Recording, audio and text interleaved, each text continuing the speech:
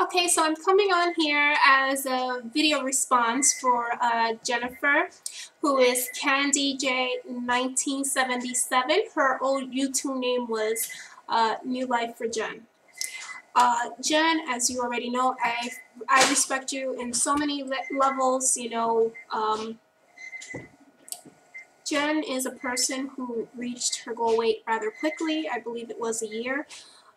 She's lost a whole ton of weight. She was the creator of the B2B, which is the Back to Basics group on Facebook, and she even got me back on track when I had went above my goal weight.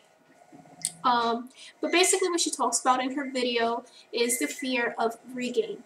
Now, Jennifer just recently reached her goal weight, and I believe she's now 138. She is one of the leanest people I have seen that has had weight loss surgery, meaning that she looks very lean. She has muscles. Her definition is very, very toned.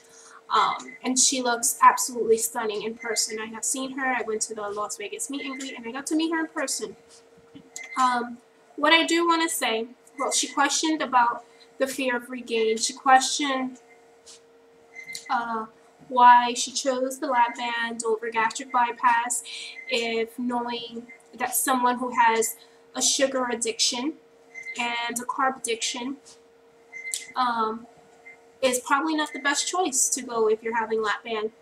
Now, Jenn, I understand where you're coming from because, like me, you had a lot of willpower, a lot of drive.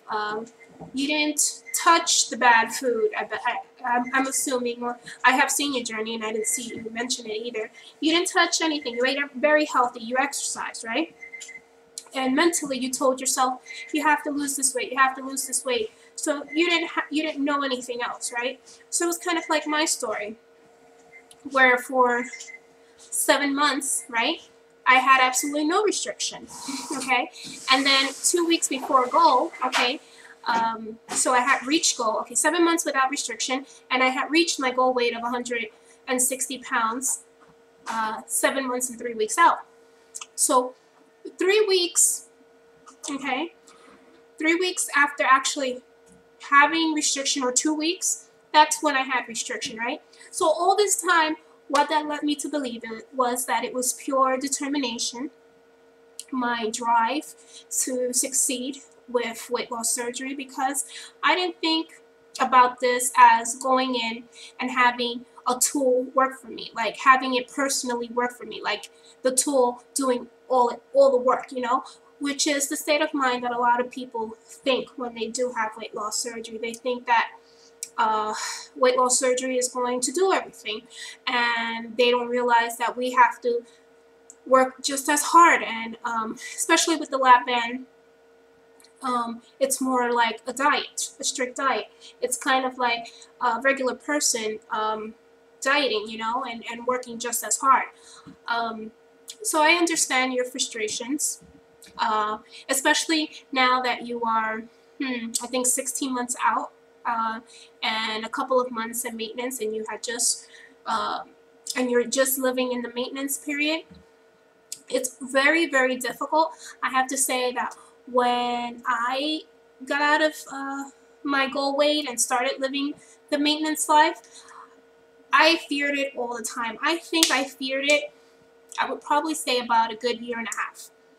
I lived in fear of of regaining my weight. Why was that? Because I was a 275 person, and never in my life was I skinny, okay? So I never been, when I had reached my goal weight, I was in a size 4, okay? And either a small or medium tops. And the smallest I ever remember being was in a size 16. Okay, so you could just have an imagination or an idea of how, how far I have come. So I lived every day with fear. And I was kind of obsessive with the scale. I let my mind go in circles. not, well, go in circles, meaning that it had control. My mind had control over, I guess, my body, my better judgment. And by me saying that is that if I saw a different number than what I had liked to see in the scale, I would go to sleep upset, or I would wake up and it would ruin my whole entire day. But I'm way surpassed that. And that was what was happening during the first few months to a year in the maintenance period right after reaching goal. So it's very extremely hard. Like I said, I understand where you're coming from, where you're questioning all these things, because I questioned it myself, you know, when I started introducing other stuff. Because like I said in my last video previous to this one, when I was in the losing phase all the way up to goal, I was very strict on my diet. I didn't eat any bad foods. I didn't eat any junk foods. No ice cream, no this, no that. Everything was irrelevant. The only thing that I was focused on was exercise and eating the right way and losing weight each and every week, you know, all the way up to where I got to go. So basically, I got myself there, you know, and I questioned for a very long time if it was me or the lapband. And I still really don't know to this day, you know, where I only got restriction 2 weeks, I believe, out of reaching goal. So I question it all the time, like, did I really do that on my own? So when you start talking about the sugar and the carbs and stuff like that, I was extremely scared too myself, because I realized too that I was still thinking like a fat person, and I still do. But I was now realizing, well, now I'm at goal weight. I could try this, you know, stuff that I didn't try before. And then when it becomes kind of like a temporary habit, you know, when you see a few numbers climbing up, you'd be like, oh, you know, you're so hard on yourself. You'd be like, why is my band letting me do this? Or if I would have known that this was going to happen, would I have gotten this type of surgery? So yeah, the lap band doesn't prevent you from eating bad foods, like I have said many times. It's not going to take away your sugar addiction. It's not going to take your carb addiction. You did say at one point, the lap band is very iffy. It could be your friend or it could be your worst enemy. Depending on your restriction level, you could either be at perfect restriction or you could be too tight. Or, as what has happened to me, sometimes either when I'm too stressed out or when I get a cold, it tightens up even more, you know.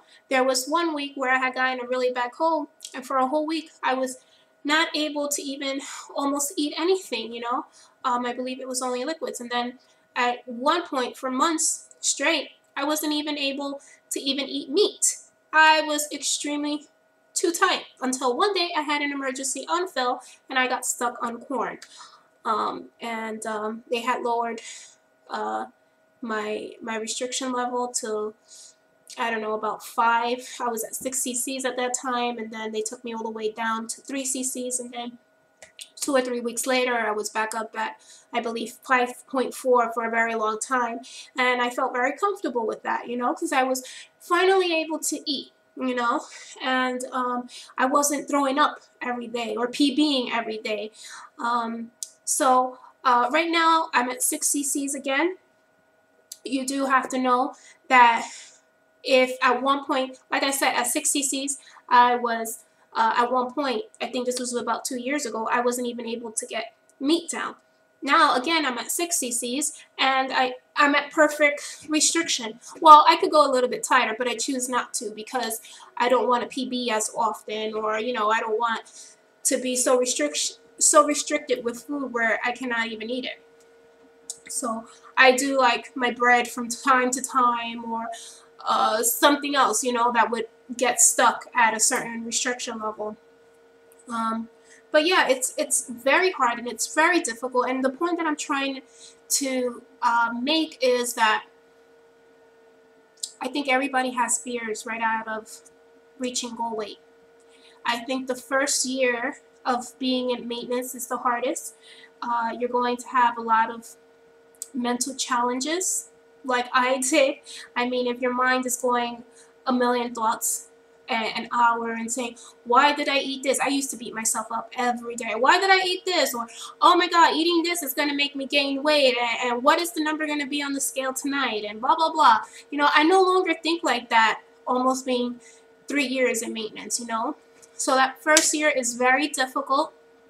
And I think as time goes by, it's going to get better, you know. Just as when you were losing weight, you know, you said you mentioned a great point. You said that you would rather be losing than having to struggle so much maintaining. I think I feel the same, because when I was losing, I was like, I only had a one-track mind. It was just like lose, lose, lose, lose, lose. And I avoided everything necessary. And now while I'm maintaining, I struggle so much because I know that I could, you know, pick and nick at these little things, you know, and of course it'll probably make me gain a few, you know, a few pounds. But the thing is that I know how to get back down, you know, and you will too, you know, Jen. So it's perfectly okay, just as long as you exercise, you know, and you do what you got to do. If let's say if you go through these addictions, because sometimes I go through these addictions, I'm not even lying, and they could possibly last maybe like a week or 2 weeks, and then I don't know, I'll do a period where I'm getting back to basics, you know, for a week straight, and it kind of resets my band, you know, and I don't eat as much, or I wouldn't touch the junk food that I was eating like the week before. So, you know, maybe that's a good tip for you. But I just wanted to make a quick video for you, and I really hope that you have such a great spirit, and I just want you to know that we're here for you, and we'll support you, and that it's very common for you to go through these things. Okay? All right, my love, take care. Bye.